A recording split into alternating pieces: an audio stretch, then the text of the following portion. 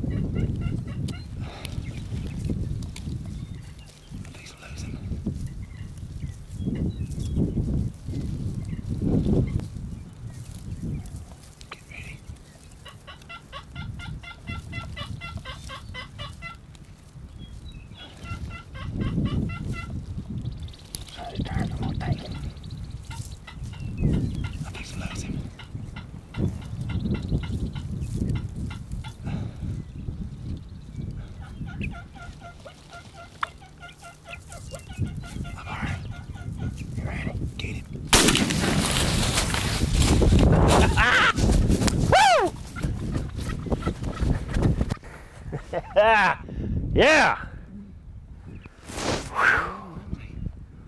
You done good, buddy. Can you say grand slam? We did it, Jimbo. Got it. Scott, you're the man.